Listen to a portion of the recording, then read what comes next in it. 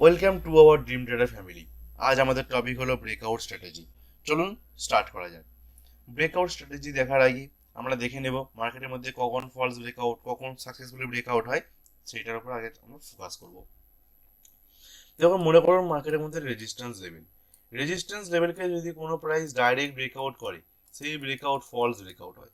Resistance লেভেলের কাছাকাছি যদি কোনো প্রাইস সাইডওয়েজ হয়, সাইডওয়েজ বা কনসোলিডেশন হয়ে ব্রেকআউট করে, সেই ব্রেকআউট সাকসেসফুলি ব্রেকআউট বলে মানা হয়, বা সেই ব্রেকআউট সাকসেসফুলি ব্রেকআউট হয়। সেই এক্সাম্পল আমরা মার্কেটের মধ্যে মানে নিফটি ফিফটি এবং কিছু স্টকের মধ্যেও দেখে নেব, কখন মার্কেটের মধ্যে সাকসেসফুলি ব্রেকআউট, কখন মার্কেটের মধ্যে ফলস ব্রেকআউট বা ফেক ব্রেকআউট বলা হয়, সেটা কখন আমরা কিভাবে বুঝবো। অনেকে মনে করেন যে ব্রেকআউট হলে মার্কেটে শুধুমাত্র বাইং হয়, কিন্তু মনে রাখবেন মার্কেট ডাইরেক্ট ব্রেকআউট করেছে, আপনি বাইং করেছেন, ইমিডিয়েটলি মার্কেট রিভার্স, তাহলে আপনার সঙ্গে সঙ্গে স্টপ লস হিট হতে পারে। তাই সেই দিক থেকে ভেবে আমি একটা আপনাদেরকে ভিডিও করার চেষ্টা করছি, আপনারা শেষ পর্যন্ত দেখবেন যে মার্কেটের মধ্যে ব্রেকআউট হলে কখন কিভাবে ব্রেকআউট হলে আমরা কখন কিভাবে বাইং করতে পারি, বা কখন ব্রেকআউটে আমরা মার্কেটের মধ্যে বাইং করে চলতে পারি, বা সেটা আমরা বুঝবো কি করে এটা সাকসেসফুলি ব্রেকআউট বা ফলস ব্রেকআউট। চলুন দেখে নেওয়া যাক। ফার্স্ট আমি নিফটি ফিফটিতে স্টার্ট করব। দেখুন নিফটি ফিফটি কি হয়েছে, রেজিস্ট্যান্স। ফার্স্ট কি বললাম, কোনো রেজিস্ট্যান্সকে মার্কেট যদি ডাইরেক্ট ব্রেকআউট করে, ইমিডিয়েটলি রিভার্স হওয়ার চান্স থাকে। এটা আমরা অনেক এক্সাম্পল দেখেছি এবং আমরা প্রিভিয়াস অনেক এক্সাম্পল দেখব, পরেও এক্সাম্পল দেখব স্টকের মধ্যে কীভাবে মার্কেটে এইভাবে ব্রেকআউট হয়েছে এবং সাকসেসফুলি হয়নি। ফার্স্ট মর্নিংয়ে মার্কেট কী করছে, ব্রেকআউট করার চেষ্টা করছে। এই এই ব্রেকআউটে আমাদেরকে বুঝতে হবে এইটা হলো ফলস ব্রেকআউট। দেখুন মার্কেট সব সময় চায় যে রিটেলারদের ট্র্যাপ করার, রিটেলারদের ট্র্যাপ করতে মার্কেট সব সময় চাই। তাই রিটেলাররা, আমরা হলাম রিটেলার, যাতে আমরা আরো স্মার্ট হয়ে কাজ করতে পারি। বারে বারে বলছি মার্কেটের উপর ফোকাস করুন, প্রাইসের উপর ফোকাস করুন। প্রাইসই আপনাকে সব বলে দেবে। বারে বারে বলছি প্রাইসকে ভালো করে দেখুন, মার্কেটকে ওয়াচ করুন, বারবার প্রাইসকে অ্যানালিসিস করুন। চলো আমি ডেলি টাইম ফ্রেমে আপনাদের দেখাবো কখন মার্কেটের মধ্যে আরো ফলস, শুধুমাত্র একটা এক্সাম্পল নয়, প্রিভিয়াসও দেখে নেবো। কারণ মার্কেটে যদি হিস্ট্রি সবসময় রিপিট হয়, এটা মনে রাখবেন, হিস্ট্রি রিপিট হয়। দেখুন ডাইরেক্ট ব্রেকআউট ইমিডিয়েটলি ফলস, এছাড়া দেখুন previous direct breakout immediately falls, এই যে পোর্শনে ডাইরেক্ট ব্রেকআউট ইমিডিয়েটলি ফলস। কিন্তু কখন হচ্ছে কি মার্কেটের মধ্যে সাস্টেন করে যায়, যখন রেজিস্ট্যান্সের কাছাকাছি এসে প্রায় কনসলিডেশন করে অথবা সাইডওয়েজ করে। এই যে দেখছেন সাইডওয়েজ বা কনসলিডেশন করেছে, এটা আমরা বক্স থিওরি বলতে পারি, যে যেমন থিওরি বলতে পারে। বাট শুধুমাত্র যেহেতু আমি প্রাইস বা চার্ট প্যাটার্ন দেখাচ্ছি, সেই চার্ট প্যাটার্নের ফোকাস করুন। এটা আবার এখানে কি বলা যেতে পারে, এটা কন্টিনিউয়াস চার্ট প্যাটার্ন বলতে পারি। যেমন মার্কেটের মধ্যে কন্টিনিউ বাই হয়েছে, এখানে মার্কেট হোল্ড হয়েছে বা সাইডওয়েজ হয়েছে, তারপরে আবার মার্কেটের মধ্যে বাই হয়েছে। ফ্ল্যাগ প্যাটার্ন অনেকে মানে এই ধরনের ফ্ল্যাগ প্যাটার্ন হয়ে থাকে, প্রাইস ফার্স্ট এরকম বাইং হলো, ফ্ল্যাগ প্যাটার্ন করলো, করে ব্রেকআউট করলো। ট্রায়াঙ্গেল প্যাটার্ন হতে পারে, বিভিন্ন ধরনের মার্কেটে প্যাটার্ন হতে পারে, triangle, ascending triangle, descending triangle, বিভিন্ন ধরনের চার্ট প্যাটার্ন আছে।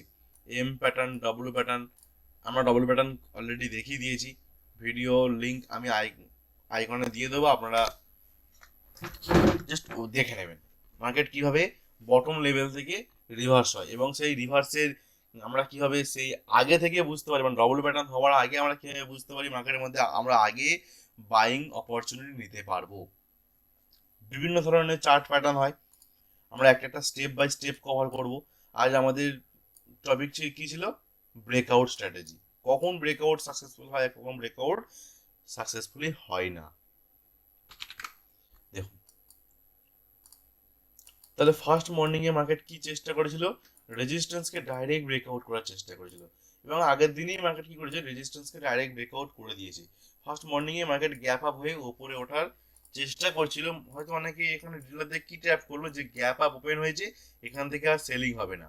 কিন্তু মার্কেটের মধ্যে যে গ্যাপ রেখে গেছে, মানে যে গ্যাপ এখনো মধ্যে প্রাইসের মধ্যে ছিল, ব্যাংক নিফটি অথবা নিফটি, গ্যাপ মার্কেটের মধ্যে ফিল আপ হওয়ার চেষ্টা করে। একটা কথা মাথায় রাখবেন যে এই গ্যাপ বর্ডারের ওপরে যদি প্রাইস এইভাবে কনসলিডেশন করে ব্রেকআউট করে আবার কনসলিডেশন করে আবার ব্রেকআউট করতো, তাহলে এই গ্যাপ ফিল আপের কথা ভুলে যেতে হবে। এই গ্যাপ ফিল আপ হয়তো আরো পরবর্তীকালে হতে পারে, কখনো মার্কেটে ক্র্যাশ আসবে বা কোনো না এই করোনার মতো কোনো যদি নিউজ আসে, তখন মার্কেটের মধ্যে গ্যাপ ফিল আপ হতে পারে। বাট যদি প্রাইস মার্কেটের মধ্যে গ্যাপ রেখে দিয়ে, মানে মার্কেটের মধ্যে একটা গ্যাপ রেখে দিয়ে যদি প্রাইস ডাইরেক্ট এইভাবে উপরে ওঠার চেষ্টা করে বা কোনো প্রাইস ডাইরেক্টলি ব্রেকআউট করার চেষ্টা করে, মনে রাখবেন ইমিডিয়েটলি সেই গ্যাপ ফিল আপ করতে আসবে। দেখুন, এটা সাইকোলজি, মার্কেট পুরোটাই সাইকোলজি নিয়ে কাজ হয়। সব সময় চেষ্টা করে রিটেলারদের কিভাবে ট্র্যাপ করবো। রিটেলারদের কি করে, দেখুন গ্যাপ রেখে দিয়ে 3 দিন মার্কেট গ্যাপের ওপর দাঁড়িয়ে গেছে, রাইট? কিন্তু আমাদেরকে এই জায়গাগুলো আমাদেরকে মনে রাখতে হবে। রিটেলারদের এগুলো ভুলিয়ে দেওয়া হচ্ছে যে আগে প্রিভিয়াস মার্কেটের মধ্যে একটা গ্যাপ ছিল। ওকে, তাই প্রাইসের উপর ফোকাস করুন, প্রাইসকে অ্যানালাইসিস করুন। দেখুন ব্যাংক নিফটিও সেম গ্যাপ ডাইরেক্ট মার্কেটের উপর উঠে যাচ্ছে উইদাউট কনসিডারেশন। দেখুন যে প্রাইস, একটা কথা মাথায় রাখবেন, এই প্রাইস উপর উঠেছে, যতটা বেশি কনসলিডেশন, সরি যতটা বেশি কারেকশন, কনসলিডেশন নয়, যত বেশি কারেকশন হবে মার্কেটের এর দ্বিগুণ ওপরে ওঠার ক্ষমতা থাকবে বেশি। মানে কি বলতে চাইছিলাম, যখন কারেকশন এই ছোট্ট কারেকশন হলো তাহলে বেশি উপরে উঠবে না, কিন্তু এই ডিপ কারেকশন হলো, কিন্তু এই যে ওপরে ওঠার প্রবণতা এর ডবল, মানে এর যে প্রজেকশন হবে এর ডবল মার্কেট ওপর উঠে যাবে। যত বেশি কারেকশন হবে তত বেশি মার্কেট ওপরে উঠবে। কিন্তু উইদাউট কারেকশন ছাড়া মার্কেট দেখুন 39,100 থেকে 39,500 পর্যন্ত পৌঁছে গেল উইদাউট কারেকশন মার্কেট এখানে পৌঁছে গেল। কিন্তু এই কারেকশন মানে আমি কখন সাকসেসফুলি বলতাম, যখন এই প্রাইস 39,100 থেকে মার্কেট যদি আবার 39,200 এসে এখান থেকে যদি আবার উপরে উঠতো, মানে মিনস আমি কি বলতে চাইছি, এখান থেকে যদি মার্কেট আবার উপরে উঠতো, তাহলে আমি বলতে পারতাম যে প্রাইস অনেক বেশি যেতে পারবে, বা এর ডবল প্রজেকশন আমি টার্গেট, এই ডবল প্রজেকশন মানে 2x ডবল প্রজেকশন আমি টার্গেট রাখতে পারতাম বা আমরা রাখতে পারবো। কিন্তু মার্কেট যেহেতু রেজিস্ট্যান্স লেভেলকে ডাইরেক্ট ব্রেকআউট করার চেষ্টা করছে, মার্কেট কোথাও না কোথাও একটা সিগন্যাল দেওয়ার চেষ্টা করছে যে মার্কেট গ্যাপ ফিল আপ করতে আসবে। এই যে নিচেও একটা গ্যাপ আছে 38,600 38,400 কাছাকাছি মার্কেটের মধ্যে একটা গ্যাপ রয়ে গেছে, জাস্ট এই গ্যাপটা, হ্যাঁ এই গ্যাপটা রয়ে গেছে মার্কেটের মধ্যে। আচ্ছা এই গ্যাপটা কি মার্কেট ফিল আপ করতে পারে? আমি আবারও বলছি, এই গ্যাপ ফিল আপ তখনই করতে পারবে যদি এই মার্কেট এই লো ব্রেক করে। বাট যদি প্রাইস এখান থেকে ব্যাক করে, মানে যদি প্রাইস এখান থেকে বাউন্স নিয়ে ওপরে উঠে যায়, মানে আমি যে আগের চার্ট প্যাটার্ন আমরা দেখিয়েছিলাম ডব্লিউ প্যাটার্নের মতো কিছু প্যাটার্ন, যদি প্রাইস এই প্যাটার্নটা করে মার্কেট আবার ওপরে উঠে যায়, তাহলে এই গ্যাপটার কথা ভুলে যান, মার্কেট আবার নিউ হাই বা মার্কেট আবার নতুন কিছু করতে পারে, সেটা আমরা পরবর্তীকালে দেখে নেব। কিন্তু আচ্ছা এই কথাটা কেন বললাম, দেখুন মার্কেট এখান থেকে ডাইরেক্ট এইভাবে ওপরে উঠেছে, ঠিক আছে, এটা কারেকশন হলো। ওকে, তাহলে এই যে কারেকশন, এটা কি হলো, ডিপ কারেকশন হলো। যদি আমরা এখান থেকে দেখি মার্কেট আমাদের ডিপ কারেকশন হয়েছে, এই ডিপ কারেকশন কি হতে পারে, প্রাইস এর ডবল যেতে পারে, মানে 39,800 থেকে 39,600 আর এবারে 200 800, মানে এখান থেকে মার্কেট যখন আবার যাওয়া স্টার্ট করবে 1200 পয়েন্ট যাবে, সরি 1600 পয়েন্ট যাবে। আশা করি বোঝা গেল সবাই। ডিপ কারেকশনের পরে যদি মার্কেট বাইং হওয়ার চেষ্টা করে, সেই বাইং আরো ডবল যায়, মানে সেই বাইং প্রেশারটা ভালো হয়।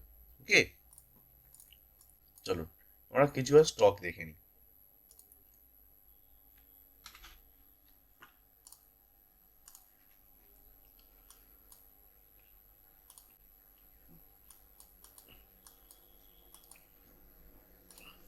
দেখুন জেএসডব্লিউ এনার্জি, ফার্স্ট মার্কেট কি করেছে আগে, ফার্স্ট বটম থেকে আমি বোঝানোর চেষ্টা করি আপনাদেরকে, খুব সহজভাবে আপনারা বুঝে যাবেন, খুব সহজভাবে আমি বোঝানোর চেষ্টা করব, আপনারা বুঝে যাবেন। দেখুন প্রাইস নিচে এসছে, মানে সার্ফ ফলিং এসছে, সার্ফ সেলিং এসছে। ওকে, সার্ফ সেলিং এর পরে মার্কেট রিকভার করেছে, সামান্যতম রিকভার করেছে, রিকভার করার পরে কি হয়েছে, প্রাইস আবার নিচে এসছে। এই যে নিচে আসার পরে এটা দেখতে পাচ্ছেন একটা ডব্লিউ প্যাটার্ন ক্রিয়েট করেছে। ডব্লিউ প্যাটার্নে কি বলেছিলাম আপনাদের, আশা করি সবাই মনে আছে, ফার্স্ট ডব্লিউ প্যাটার্নে যখন ব্রেকআউট হয়, সেই ব্রেকআউট হয়তো বেশি দূর পর্যন্ত বেশি দূর পর্যন্ত টার্গেট রাখতে পারে না। ডব্লিউ প্যাটার্ন যদি রিটেস্ট হয়, এই ডব্লিউ প্যাটার্ন যদি রিটেস্ট হয় তাহলে মার্কেটের মধ্যে টার্গেট আমাদের আরো বড় টার্গেট হয়ে যায়। ঠিক এখানেও তেমন কাজ করেছে, দেখুন নিচে এসছে, ডব্লিউ প্যাটার্ন ক্রিয়েট করেছে, বেশি দূর পর্যন্ত যেতে পারেনি, তারপর কি হয়েছে, রিটেস্ট হয়েছে, তারপরে দেখুন টার্গেট। কিন্তু কিন্তু এখানে দেখুন মার্কেটে শার্প সেলিং এসেছিল বলে শার্প রিকভার করার চেষ্টা করছে। বাট যদি এই প্রাইস হায়ার হাই ফরমেশন করে ওপরে উঠতো, মানে উইথ কারেকশন, হায়ার হাই মানে যেটা কারেকশন করে যদি মার্কেট এই উপরে উঠতো, তাহলে প্রাইসের মধ্যে প্রবাবিলিটি থাকতো ওপরে, মানে আরো ওপরে বা আরো নিউ হাই, যেটা আমাদের 52 উইকের হাইয়ের ওপরেও মার্কেট যাওয়ার চান্স থাকতো। বাট যেহেতু মার্কেট কি হচ্ছে, ডাইরেক্ট ওপরে উঠছে এবং রেজিস্ট্যান্সকে ব্রেকআউট করছে, ডাইরেক্ট ওপরে উঠে রেজিস্ট্যান্সকে ব্রেকআউট করছে, মাথায় রাখবেন এই প্রাইসের রেজিস্ট্যান্স যে ব্রেকআউট 320, জেএসডব্লিউ এনার্জি, যদি কেউ এন্ট্রি নিয়ে থাকেন জেএসডব্লিউ এনার্জি, আপনারা কিছু কিছু প্রফিট বুক করুন। যদি কেউ এইসব লেভেলে নিয়ে থাকেন কিছু কিছু প্রফিট বুক করুন। ওকে, যারা ইনভেস্ট করেছেন তাদের কথা বলছি না, বাট যারা আমাদের মতো রিটেলার মোমেন্টাম ট্রেড করে, যারা আমার মতো কেউ মোমেন্টাম ট্রেড করে, তারা কিছু কিছু প্রফিট এখান থেকে বুক করে নেন, কারণ ইমিডিয়েটলি মার্কেটে একটা ফলস ব্রেকআউট হতে পারে, অথবা এখানে নিচে আসতে পারে, আবার হয়তো কি করতে পারে, কারেকশন করতে পারে। ওয়েট, নয় কারেকশনের জন্য ওয়েট করুন, আর নতবা মার্কেটের মধ্যে এই রেজিস্ট্যান্সের উপরে সাস্টেন হতে দেন, তবেই কিন্তু এই প্রাইসের মধ্যে আবার নিউ বাইং বা নতুন বায়াররা এখানে আসবে। জিএসডব্লিউ এনার্জি, আইআরসিটিসি কি আছে, দেখুন আইআরসিটিসিও সেম পজিশন, কিন্তু আইআরসিটিসির মধ্যে মোটামুটি একটা রেজিস্ট্যান্সের কাছাকাছি মোটামুটি কনসলিডেশন ক্রিয়েট করেছিল। যদি আইআরসিটিসি 700-র ওপরে, মানে 700 লেভেলের ওপরে যদি মার্কেট আবার ইয়ে করে, কি বলে, সাপোর্ট নেয়, সরি 700 লেভেলের কাছাকাছি যদি মার্কেট আবার সাপোর্ট নেয়, তবে 832 বা 840-এ যে রেজিস্ট্যান্স আছে সেই রেজিস্ট্যান্সে আমরা আশা করতে পারি। কিন্তু এই মুহূর্তে আইআরসিটিসি কোনো রকম ফ্রেশ বাইং হবে না, কারণ 735 বা 740-এর কাছাকাছি যদি আমরা বাইং করি, আমরা যদি আগে প্রিভিয়াস দেখি, দেখুন এই লেভেলের কাছাকাছি মার্কেট হচ্ছে কনসলিডেশন করেছিল, ভালো করে বুঝবেন, এই লেভেলের কাছাকাছি মার্কেট আগে কনসলিডেশন মানে সাইড ওয়েজ করেছিল। তাই 735 বা 740-এর কাছাকাছি ফ্রেশ বাইং আর হবে না। যদি মার্কেট 700-র কাছাকাছি সাপোর্ট নেয় তবেই ফ্রেশ বাইং হবে, অথবা 760-এর ওপরে ফ্রেশ বাইং হবে, কিন্তু এই লেভেলের কাছাকাছি কোনো মার্কেটে আইআরসিটিসি ফ্রেশ বাইং হবে না।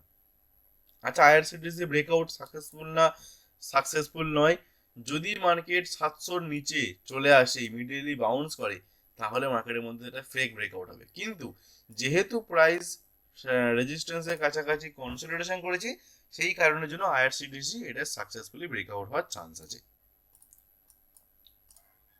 যদি এখনো কেউ আইআরসিটিসি মানে নিয়ে থাকেন, যদি আইআরসিটিসি কেউ বাইং করে থাকেন, আপনারা হোল্ড করুন যতক্ষণ না প্রাইস 660 বা 650-এর কাছাকাছি আসছে, ততক্ষণ পর্যন্ত আপনারা হোল্ড করে যান। যদি আপনারা কেউ বাইং করে থাকেন, এখন আইআরসিটিসি কোনো রকম প্রফিট বুকিং করার প্রয়োজন নেই, আইআরসিটিসি এখন ওপরে যাবে। ওকে, আইআরসিটিসি এখন যাবে, যদি কোনো রকম ভাবে প্রাইস 660 চলে আসে তাহলে আপনারা এক্সিট করে দেন। আর যদি কেউ 700-র কাছাকাছি বাইং করে থাকেন, তাহলে আপনারা মোটামুটি একটা স্টপ লস রেখে এক্সিট করে দেবেন। বাট আপনারা স্টিল ওয়েট করুন, আইআরসিটিসি ওপরে যাওয়ার চান্স আছে, সাকসেসফুলি ব্রেকআউট হওয়ার চান্স আছে। নেভেন ফ্লোরাইন, দেখুন নেভেন ফ্লোরাইন কি করছে, 52 উইক হাই ব্রেকআউট করেছে, ভালো করে দেখবেন অল টাইম হাই ব্রেকআউট করেছে। কিন্তু এই অল টাইম হাই ব্রেকআউট করার আগে অবভিয়াসলি মার্কেটের মধ্যে এখানে কনসলিডেশন বা সাইড ওয়েজ হওয়ার প্রয়োজন ছিল, কিন্তু অল টাইম হাই ব্রেকআউট করার আগে মার্কেট কি করেছে, দেখুন ডাইরেক্ট ব্রেকআউট করে দিল, ডাইরেক্ট ব্রেকআউট করে দেওয়ার পর মার্কেট আবার কি করলো, সাপোর্ট নিল, কিন্তু এই সাপোর্ট মার্কেটের মধ্যে স্টে করতে পারছে না, সেই কারণের জন্য মার্কেট সাপোর্ট নেওয়ার সঙ্গে সঙ্গে এখানে মার্কেট চেষ্টা করছে কি, দেখুন ভালো করে প্রাইসকে দেখুন, হায়ার হাই ফরমেশন করার চেষ্টা করলো, কিন্তু আবার ইমিডিয়েটলি বাউন্স। যদি দেখা যায় এই ক্যান্ডেলে, এই গ্রিন ক্যান্ডেলে ভলিউম অনেক কম ছিল, কেন কেন এই কথাটা বললাম, ভলিউম কম থাকার জন্য প্রাইস আবার নিচে এসে যাচ্ছে, হয়তো ভলিউম আপনার কাছে শো করছে বেশি, কিন্তু ট্রানজ্যাকশন কম হচ্ছে, যেটা আমরা ইনসাইড মানে কিছু ইনসাইড ট্রেডিং হয়, যেটা দেখায় মার্কেটে সেটা হয় না, আর যেটা হয় সেটা আবার দেখায় না। দেখুন, আপনারা হয়তো ভাবছেন যে যে ডাটা দেখছি সেটা কি সঠিক ডাটা? না, সঠিক ডাটা আপনি কোথায় পাবেন? একমাত্র যিনি বড় বড় ইনভেস্টার, একমাত্র যিনি এই কোম্পানির 40% 30% কিনতেছেন, তার ওনার কাছে শুধুমাত্র সঠিক ডাটা আছে, আমাদের কাছে কারোর কাছে নেই। ওকে, তাই প্রাইসকে ফোকাস করুন, আপনারা বুঝে যাবেন যদি আপনারা কেউ মোমেন্টাম ট্রেড করেন আমার মতো। ওকে, দেখুন, রেজিস্ট্যান্সকে ব্রেকআউট করেছে, রেজিস্ট্যান্সের সাপোর্ট নিয়েছে, সাপোর্ট নিয়ে আবার মার্কেটে কি করেছে, ডাইরেক্ট ব্রেকআউট করছে। মার্কেট এখানে কনসলিডেশন করা দরকার ছিল, 2 দিন 3 দিন ধরে এখানে মার্কেটের মধ্যে কি একই প্রাইসের মধ্যে হোল্ড করাটা প্রয়োজন ছিল। যদি একই প্রাইসের মধ্যে এখানে হোল্ড করে যেত, তাহলে এই ব্রেকআউটটা আমরা আবার নতুন হাই দেখতে পেতাম। মানে এই ব্রেকআউটটা আমরা আবার নতুন করে 47 48 যেমন প্রজেকশন, মানে প্রজেকশনটা কিভাবে হবে, এই এর প্রজেকশনটা একটা মার্কেটের মধ্যে আমরা দেখতে পেতাম ব্রেকআউট স্ট্র্যাটেজিতে। বাট মার্কেট এখানে কি করছে, ডাইরেক্ট ব্রেকআউট করেছে, সেই জন্য মার্কেট ধীরে ধীরে ধীরে ধীরে নিচে নামছে। কিন্তু দেখবেন, যদি যদি মার্কেটে এই সাপোর্ট মানে রেজিস্ট্যান্স লেভেলকে আবার মার্কেট সাপোর্ট নেয়, বা এখানে যদি মার্কেট এখানে হোল্ড হয়ে যায় 4 দিন 5 দিন 7 দিন ধরে, তাহলে যদি ব্রেকআউট করে, তবে আমরা আবার এই যে হায়ার হাই ফরমেশন চলছিল আবার নতুন একটা হাই আমরা দেখতে পাবো। কিন্তু যদি মার্কেটের মধ্যে কোনো রকম কনসলিডেশন না করে, আবার যদি নিচে চলে আসে, তাহলে মার্কেটের মধ্যে আমরা এখানে কোনো রকম নেভিন ফ্লোরাইনে কোনো রকম এন্ট্রি দেখতে পাবো না। আশা করি আপনাদের ব্রেকআউট স্ট্র্যাটেজি বুঝতে পেরেছেন, বা ব্রেকআউট কখন সাকসেসফুলি হয় কখন সাকসেসফুল হয় না। আমি যতটা পেরেছি সহজভাবে আপনাদেরকে বোঝানোর চেষ্টা করেছি। যদি আপনারা এই চ্যানেলে নতুন হয়ে থাকেন, প্লিজ সাবস্ক্রাইব করে দেবেন এবং পাশে থাকা বেল আইকন প্রেস করে দেবেন, কারণ এই ধরনের কনসেপ্ট আপনাদের কাছে আগে পৌঁছে যাবে। আর এই ভিডিওটা ভালো লেগে থাকলে প্লিজ কমেন্ট করবেন এবং লাইক অ্যান্ড শেয়ার করবেন। Thank you.